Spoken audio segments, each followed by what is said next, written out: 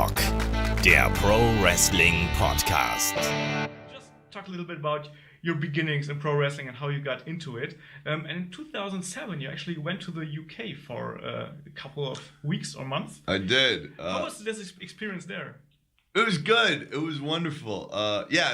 3 months I went to England, and I went pretty much in Japanese terms as young boy status. I was nobody and all this stuff.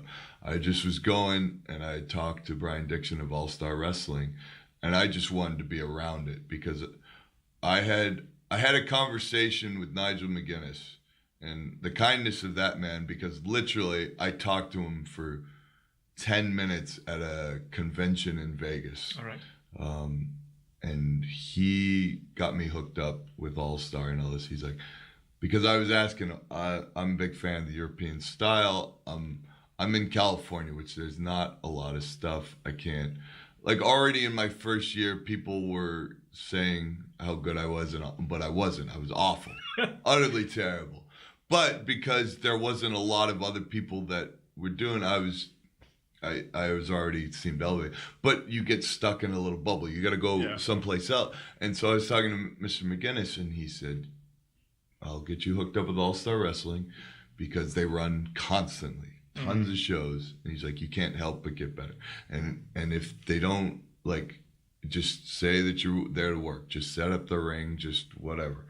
And if they get you on, they get you on. But if not, you're going to learn by watching. And there's guys that are very talented there that are willing to show you stuff. Okay. So 3 months I go. And thankfully, which I will be forever grateful, a wonderful man named Phil Powers took me under his thing. He's like, lad, what are you doing? He's like, are you just here? I'm like, yeah, I'm trying to get better. He's like, all right. And so he's like, come with me. Because he was doing most of the ring jobs for him. So come with me. We'll set up the ring. I'll show you stuff beforehand. If I can get you on, I'll get you on. Wonderful. Cool. So I will be forever grateful for him. And then other people there were very kind to me. Mikey Whiplash was very kind to me. That's where I first met Bad Bones. All right. It was 2007 because he was there. Andy just started, like, literally the first night Andy works for AllStar. He was supposed to wrestle Sheamus. Yeah. Sheamus hadn't shown up yet. So Brian Dixon says, Tim, you go ahead and be Sheamus tonight. What do you mean, go be Sheamus? Like, they don't care. So, like, okay, so me and Andy are supposed to wrestle, and the show starts. We're match 2, and then I go, oh, never mind. There's your opponent. And Sheamus walks in during match 1, and they're like, good luck, Andy. Like, I walk out. Like, but I'm supposed to wrestle Andy on, like, his first night in All-Star. James Mason was a wonderful person. Frankie Stallone, wonderful person.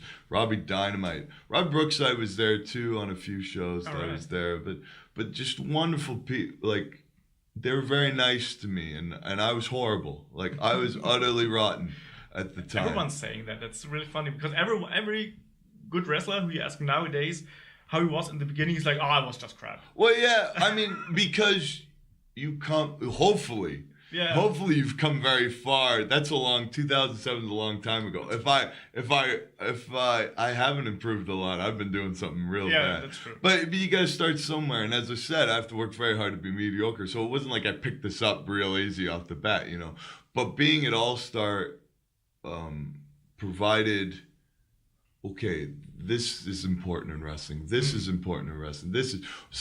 I got experiences that I wouldn't have gotten if I just stayed in California. It definitely jump-started me in thinking and like, okay, I need to work on this. I need to work on this. This is important. Be sure to take care of this. Like, all that stuff, just doing, and as I said, the people were very kind and showed me different ways to do. Okay, so it opened my eyes. And if I hadn't done that, I probably wouldn't be where I am now. All right. It was very valuable.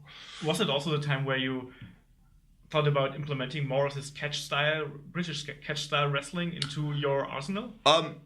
As I said before, I always remembered the Mr. Regal Ric Flair one.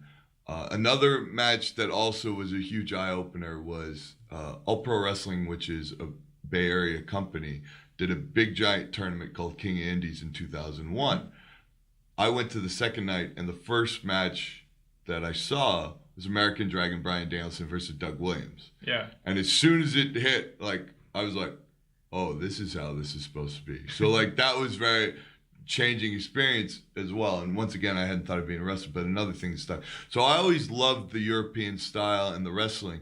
Another thing that led to it was when I started training, we had a ring for 2 weeks, and then they got kicked out of the building.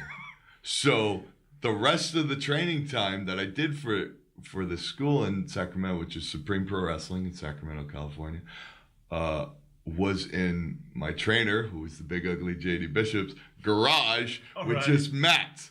So obviously you're not going to be practicing your rope running. You're not practicing big bumps or anything. You had to learn how to wrestle. You had to learn how to strike. You had to learn how to sell, because that's our environment. Yeah. So that's what we had. So it had led me in that direction anyways. And that was one of the reasons why I really wanted to go to Europe, was because that was a style that was always very close to me, and I was like, that's how it was. The focusing on the catch as catch can and stuff came a little later on the go.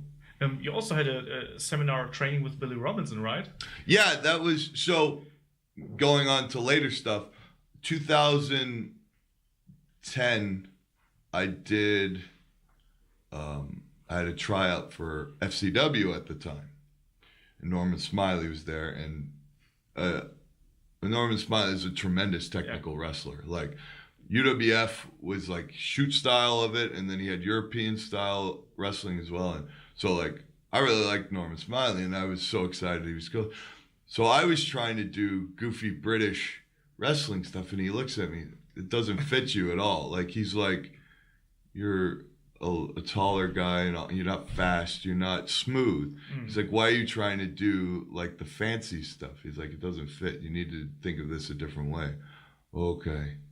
So when I got back, I was like, okay, well, I should probably, because I enjoyed, as I said, like the shoot style stuff too. I'm like, maybe I should try to do that more.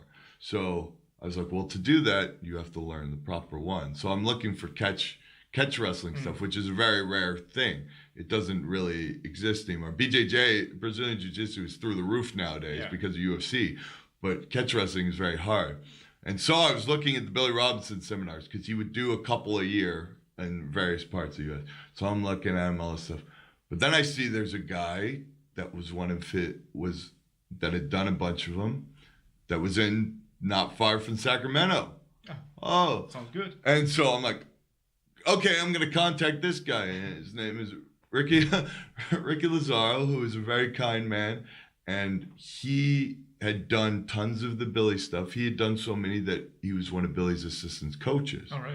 And so I went and trained with him, and I would train with him all the time. And so, okay, learn the proper style. I didn't tell him I was a pro wrestler until one day, because it was, once again, in his garage with mats, right? Always the most glamorous places we learn here. So I wouldn't tell him what I do. He would ask, oh, hey, can you come train this weekend? I'm like, I can't. I got another thing I got to do. I would never tell him, because I was like, I don't know how the legit people react to the goofiness of pro wrestling, but I really wanted to. And then I saw he had a flyer in the corner that had my picture on it. And so finally I went over, I'm like, you know what I do on the weekend? That. And he goes, oh my God, that's that. So anyways, Ricky did that, and I trained with him for a few years, and he kept saying, you got to come to one of the Billy seminars, because he would go to each one of them, but I couldn't for whatever reason. And then finally I went to one. It was in San Diego, so that's still California. It's 7-hour drive, but I went with him to that one, and it was wonderful. Like, Mr. Robson was crazy, and it ended up being the last one he did, because he died a month later. Yeah. So this was in February of 2014, I believe, and then in March he died. So I was like, oh my gosh, I got to the last little bit, but it was that he describe him a bit, and the training with him as well. It was incredible. It was 3 days. It was just a weekend seminar. So it was 3 days though, but it was very intense, because Billy shows something, you drill it, he'll show something else. It was just so much information. It's like, just go. And he's walking around still with the can. No, whack! Do it again with the arm over here. Okay. And like, So I was doing one thing on one poor guy, and I hear, wrong! I'm like, uh-oh. I see him coming. This is a 77-year-old man, and I'm like, heart's oh no. No, put your arm under his face and bring him all the way to his hip. And I'm like, sorry, mate. Just crank him all the way over. Okay. And he walks off. And then like another time, like my coach asked him for, he wanted, how do you throw from the cravat position? So Billy goes, all right, come here. And he grabs me. Oh, shit. Billy hooks me, and even at 77, my head goes, oh my, like, just knows effortlessly, like, this guy could break my neck right now if he really wants. This is how you hold it and take, and it was like, whoa. But it was such a wonderful experience. I was so grateful to do it. It was a pleasure meeting him. I actually, like, in a couple of the breaks, like, I was trying to ask him about, like, pro wrestling too and all this stuff, and I was asking about, because he trained the guys at UWFI, and I was asking, well, you just train them straight shoot? And because I was like, a lot of those guys are real good storytellers and all this stuff. Yeah, you train and shoot, and then it just comes natural. Oh, okay. And like asking about stuff with like Nick Bockwing and like AWA. It was very cool. I was so grateful that I got to do it, and it was wonderful that my coach got me there. But yeah, Ricky was the main guy that I learned most of the catch stuff from, and then from there I kept trying to go different places to learn more. I've been to Josh Barnett has been very kind to me, and I try to go train with him as much as possible because he loves the pro wrestling. Obviously he's quite good and everything else, isn't he?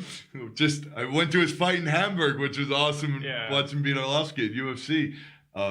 But he loves the pro wrestling and understands how the pro wrestling works, and he loves blending the two. So gotten to go train with him a few times. I go to the Battle Arts Academy in Mississauga, which is just outside Toronto, with Yuki Ishikawa of actual Battle Arts, like training with him and all this stuff. And he's so good at the grappling, and then combined with pro wrestling, like between those three, like has really helped out. And another man named Oliver John, who was a California guy that was so good. Like incredible. He had trained at the Lions Den for mixed martial arts. He was he was just so talented. For whatever reason, I don't know why he did all right in Mexico. He had big stuff with like El Hijo Santo and Blue Demon Jr. That's where he kind of got the most. But the man was so good at everything he did. And in 2013, like we spent, because he had a gym right by my proper job that was just had mats and everything, and we went every day, and we literally beat the hell out of each other, trying to grapple and solid striking and like doing all this stuff, and then trying to equate it to pro wrestling. You know, that's a funny thing, because I think Christian Jacoby once said in an interview that more wrestlers should learn how to real fight so that they can transport it into the ring. Would you agree to that? Yes, it's very important. We're trying to mirror legitimate things, and if you've never been in it, like you don't know. It's mind-boggling. That's why I said, like, the Battle Arts Academy in Canada, which is run by Santino Marella, which is interesting because he was always known as a big character, but he believes very much in this. He makes all his guys, you go to Olympic wrestling. Mr. Ishikawa treats straight shoot style submission grappling. You learn that. You take boxing because you need to move right. You need to know the situations also. Mr. Barnett, once again, believes that stuff too, because when you go down there, I trained with all the fighters whenever I would go there, and like I got my ass kicked. Yeah, I was asking about that. How are they reacting when they know there's a pro wrestler coming in? Well, they don't know. I don't say that, and it's not like I don't. Oh, this is they'll. You don't get introduced. This is It's just go get him, Tim. Okay, like so, and thankfully I'm not that known, so it's not like they're gonna know. Like, so it's just like, oh, it's just some dude. Josh said he can come train with us and all. So no, but I get my ass kicked all the time. Oh, good gosh. I went down for a week before Christmas this past year, and when I originally was talking to Mr. Barnett about it, he was just, oh yeah, come here, just train with me. By the time I got there, he had a fight coming up in January. So he's in full fight camp mode. I'm like, oh, good gosh, I'm just going to get battered. So I was just thrown in there and like, I'm okay with the grappling. As I said, I've done that for a while now. I'm okay. I'm not anything. No, I still was getting my ass kicked. But at least I can put up a fight in there. But striking days, oh, I'm terrible at striking. So I was just getting waylaid, and you switched through everybody. And one time, Mr. Barnett lined up with me. I'm like, oh, good gosh! And he threw a combo, and he floated the kick, and I luckily got the arm up, but my arm was like black. I'm like, oh, if I hadn't done that, like, thank goodness he was nice to me and he kind of floated. But I go home to see my family at Christmas time. Yeah. My eye is swollen, my mouth is all cut up. I got all these bruises and scrapes around you. I thought you did the fake stuff. Yeah, well, I'm an idiot. I'm a phony baloney pro wrestler that wants to go train in legitimate stuff and just get battered.